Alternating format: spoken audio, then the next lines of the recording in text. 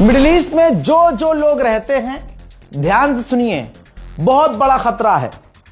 मैं अपने चाहने वालों को और देखने वालों को यही कहूंगा कि लोगों को बताएं, आगाह करें कि मिडिल ईस्ट का सफर ना करें।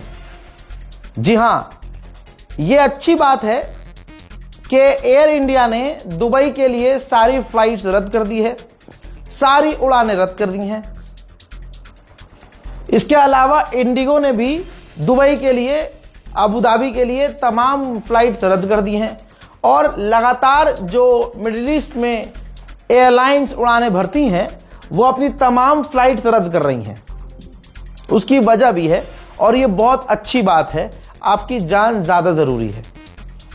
देखिए, अमेरिका बुरी तरह से हार रहा है, दुनिया देख रही है कि अमेरिका बुरी तरह से पिट रहा है। नाजरीन, सबसे पहले आपके सामने ये सोर्स है, अमेरिका का अखबार साफ लिख रहा है कि जिस तरह से ईरान जवाबी कार्रवाई कर रहा है, हमले कर रहा है, अमेरिका शॉक में है, यानी सरप्राइज है पूरी तरह से। अमेरिकी ऑफिशियल्स पूरी तरह से शॉक हैं, उनको यकीन नहीं हो रहा है। डिटेल्ड रिपोर्ट यह है कि उनको यकीन नहीं हो रहा है कि ईरान ऐसा कर सकता है जैसा वो कर रहा है, बराबर मार रहा है। ऐसा ही डोनाल्ड ट्रंप के बारे में रिपोर्ट है कि डोनाल्ड ट्रंप खुद सरप्राइज हैं कि किस तरह से ईरान रिटेलिएट कर रहा है और ईरान पर हमले के 1 घंटे के भीतर ईरान ने ऐलान जंग कर दिया था और अब तक वो जंग कर रहा है। दोस्तों, इसके अलावा जो इजराइल है उसने अमेरिका को कह दिया है कि हमारे इंटरसेप्टर बहुत तेजी से खत्म हो रहे हैं, हमें जरूरत है। इसके अलावा ईरान के हमले जो इजराइल में हो रहे हैं वो खतरनाक हो रहे हैं और ईरान के हमलों को इजराइल को रोकना मुश्किल हो गया है। अभी देखिए, थोड़ी देर पहले, 1 घंटे पहले की बात है, इजराइल के अंदर डायरेक्ट हिट हुई है मिसाइल। इजराइल का एक शहर है, इलाका है गुशदान, उस गुशदान के इलाके में डायरेक्ट मिसाइल हिट हुई है और सुबह से, मतलब ये देखिए, जो रात गुजरी है वो रात और सुबह पूरा दिन गुजर गया, इजराइल पर मिसाइलें लगातार गिर ही रही हैं। कुछ देर में कोई ड्रोन गिर रहा है, कोई मिसाइल गिर रही हैं। इससे साफ दिख रहा है कि इजराइल पूरी तरह से फेल हो गया है, डिफेंसलेस हो गया है। ठीक, देखिए ये हमले का मंजर है। נפל אצלי פה מול התחנה, נפל פה מול התחנה של סעדיה, מול הגינה. תראו מה קרה פה בכביש, תראו מה הולך פה. אתם לא מבינים, תראו זה פה. יונס, מול התחנה של... כמה הולך פה? וואי. תראה מה נהיה פה, תראו מה קרה פה. הצית השורש של העץ. देख लिया दोस्तों, मैं कहीं लेके जाना चाहता हूं आपको, इस पहली चीज दिखा रहा हूं ताकि आपके दिमाग में बैठे। तो अब अमेरिका भी पिट रहा है, इजराइल पिट रहा है, ट्रंप कह रहा है दुनिया आए और हमारे साथ मिलकर स्ट्रेट ऑफ हॉर्मूज खोले, यानी अमेरिका की नेवी कमजोर पड़ गई, अमेरिका के एयरक्राफ्ट कैरियर पीछे हो गए, अमेरिका का एकदम समझ रहे हो, पानी छूट गया, पसीना छूट गया। ट्रंप बेचारा नाक की वजह से जो है, हार नहीं मारूंगा चाहे कुछ भी हो जाए।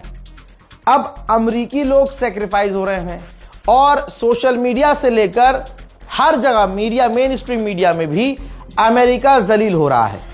अब ऐसी कंडीशन बन चुकी है कि अमेरिका कुछ भी करके पूरी दुनिया में ईरान को बदनाम करेगा।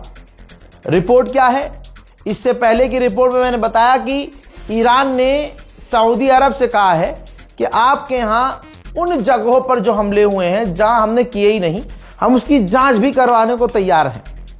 1 हफ्ते पहले ही सऊदी अरब ने मूसाद के कई एजेंट्स को गिरफ्तार किया था जो सऊदी अरब में धमाके करने की तैयारी में थे। ठीक, और उनको गिरफ्तार किया गया। सऊदी अरब के ऑफिशियल ने कंफर्म भी किया कि हां वो विस्फोट करना चाह रहे थे। तो यानी ईरान को बदनाम करके ईरान के खिलाफ कई सारे देशों को जंग में उतारना चाह रहे थे, यह भी आपको पता है। अब ये तमाम चीजें दिमाग में रखिएगा। अब लारीजानी ने क्या कहा है सुन लीजिए। अली लारीजानी ने कहा है कि हमें खबर मिल रही है, मैं सुन रहा हूं कि जो एप्स्टीन की जो टीम है वो प्लानिंग कर रही है एक ऐसा अटैक करने का जो 9/11 जैसा होगा और ईरान पर उसका इल्जाम लगाया जाएगा। ईरान हर तरह से ऐसे टेरर अटैक के खिलाफ है। जो अमेरिका के लोगों के साथ हमारी जंग नहीं है, जबरदस्ती इस चीज को बढ़ाया जा रहा है। यानी अली लारीजानी ने क्लेम किया है भाई ईरान की भी तो इंटेलिजेंस जेन्युइन काम कर रही है, तगड़ा काम कर रही है, तभी तो इतना पीट रही है। पूरी दुनिया जो सामने आ रहा है ईरान पीटे जा रहा है सबको। अब इनकी इंटेलिजेंस ने इनको बताया है कि अब होगा ये कि 9/11 क्या था भाई टेरर अटैक था, जहाज जो है बिल्डिंग में घुसा दिया गया था। मेरे दोस्तों आप समझ सकते हैं क्यों अचानक से फ्लाइट्स रद्द होना शुरू हुई हैं। एयर इंडिया, इंडिगो सब रद्द हुई हैं। बड़े बड़े एयरलाइंस ने फ्लाइट्स रद्द कर दी हैं और यह अच्छी बात है। पूरी तरह से अभी आपको फ्लाइट में सफर नहीं, मिडिल ईस्ट की तरफ देखना ही नहीं है, उधर गल्फ देशों की तरफ जाना ही नहीं है। हो सकता है इजराइल अमेरिका भाई किसी पैसेंजर विमान पर, ये मैंने शुरू में कहा था जंग की शुरुआत में, आप लोगों में से किसी को याद हो तो बड़ा अल्लाह करम हो जाएगा, मेरे पे कमेंट कर देना मेरी जान। मैंने कहा था कि ये जिस तरह से पिटना शुरू हुए हैं ना, ये जरूर ऐसा करेंगे कि ये किसी पैसेंजर विमान पर मिसाइल दाग देंगे और कह देंगे भाई ये तो ईरान की मिसाइल है। ईरान के अंदर जो बच्चियों को उड़ाया अमेरिका ने टॉमहॉक मिसाइल से 170, बाद में क्या कहा कि टॉमहॉक तो इनके पास भी है और इन्होंने खुद अपने लोगों को मारा है। फिर जांच हुई, अमेरिका ने ही जांच की, अमेरिकी एजेंसियों ने बताया कि जी किसी और ने नहीं, ये डोनाल्ड ट्रंप के ही आदेश पर हमला हुआ था और अमेरिका की ही दागी गई मिसाइल से वो 170 बच्चियां मारी गईं। तो ये नेचर है अमेरिका और इजराइल का कि ये सिविलियंस को मार देंगे और इल्जाम लगाएंगे ईरान पर। इस वजह से आप लोगों से गुजारिश है, अगर आपके कोई लोग गल्फ में हैं तो उनसे बात करके कहिए कि भीड़ भाड़ वाले इलाके में न जाएं, अमेरिकी एजेंसियों, कंपनियों से, इमारतों से दूर रहें और अगर मिडिल ईस्ट की तरफ आपका कोई प्लान है जाने का तो मेहरबानी करके न जाएं। कई जगह पर ईरान कह चुका है कि यहां और ये वाला हमला हमारा नहीं है। अब इसके बाद ईरान के विदेश मंत्री का आज बयान आता है कि इलाके के जो देश हैं हमारे साथी हैं, हम उनके साथ मिलकर उनके ऊपर हुए हमलों में जांच करने को तैयार हैं। जो हमले हमने किए हैं एक्सेप्ट कर रहे हैं, जो हमले हमने नहीं किए हैं उसके खिलाफ हम खुद जांच करने को अपने साथी देशों के साथ तैयार हैं। उधर यूरोपियन ऑफिशियल बहुत टेंशन में आ गए हैं कि अमेरिका अब सिर्फ अपने मुल्क पर ध्यान दे रहा है, यूक्रेन पर ध्यान नहीं दे रहा है। हजरात, जिसकी खुद जो है पीठ लाल हो, सुताई हो रही हो, वो किसी और को क्यों देखेगा। मेरे दोस्तों, यूक्रेन से वैसे ही चिढ़ा हुआ है अमेरिका और ट्रंप तो ये भी कह चुका है कि आखिरी अगर मददगार यूक्रेन हुआ ना ज़ेलेंस्की, तब भी इससे मदद नहीं मांगेगा अमेरिका। वहीं ज़ेलेंस्की पूरा फायदा उठा रहा है।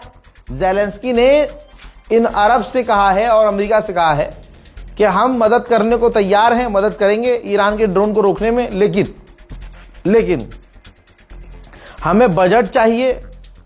औकात पे आ गया दोस्तों, हमें बजट चाहिए और टेक्नोलॉजी भी चाहिए। मतलब ये हथियार लेंगे, हथियार की टेक्नोलॉजी भी लेंगे और पैसा भी लेंगे, हर तरफ से ये फायदा उठाएंगे अपना। मेरे दोस्तों, ईरान के विदेश मंत्री ने फ्रांस के विदेश मंत्री से फोन पर बात की और ईरान ने कहा कि स्ट्रेट ऑफ हॉर्मूज अमेरिका और इजराइल की वजह से बंद हुए हैं और किसी तीसरे देश को ये जंग बढ़ानी नहीं चाहिए। सीधा फ्रांस को ताना भी मार दिया है इसी तरह से ईरान ने। हज़रात मोहतरम, ईरान के नए सुप्रीम लीडर जो मुश्तबा खामनाई हैं, उनके बारे में भी ये चर्चा उठ रही है। खुद जो शिया कम्युनिटी है उसमें ये चर्चा है, डर है कि भैया मुश्तबा खामनाई जब से लीडर बने हैं एक बार भी वो सामने नहीं आए हैं।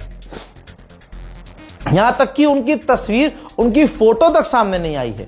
यहां तक कि उनका ऑडियो वाला बयान भी सामने नहीं आया है। हाथ से लिखा हुआ एक लेटर हेड तक नहीं आया है।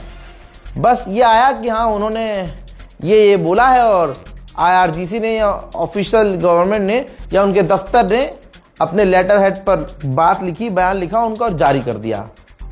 उनके सिग्नेचर अभी तक किसी ने नहीं देखे, उनकी आवाज़ किसी ने नहीं सुनी और कोई भी नई तस्वीर उनकी मार्केट में नहीं है। इस वजह से लोगों को, ईरान के समर्थक लोगों को डर भी लग रहा है कि कहीं अमेरिका की बात सच ना हो, क्योंकि अमेरिका कह रहा है कि हो सकता है, हमें ऐसा सुनाई दे रहा है, ऐसा ट्रंप ने कहा है कि जो ईरान के सुप्रीम लीडर चुने गए हैं वो है ही नहीं, अगर वो जिंदा है तो सामने आए। हालांकि ईरान क्लेम कर रहा है कि वो बिल्कुल सही सलामत है। जैसे फ्रांस के विदेश मंत्री से फोन पर बात करते हुए ईरान के विदेश मंत्री ने कहा कि हमारे सुप्रीम लीडर बिल्कुल सही सलामत हैं और वो सब कुछ मैनेज कर रहे हैं। ये ईरान ने खुद कहा है। इजराइल में किस तरह से मिसाइल्स गिर रही हैं यह आपने अपनी आंखों से देख लिया। अब तत्काल प्रभाव से कोई ना कोई रास्ता इजराइल तलाश कर रहा है।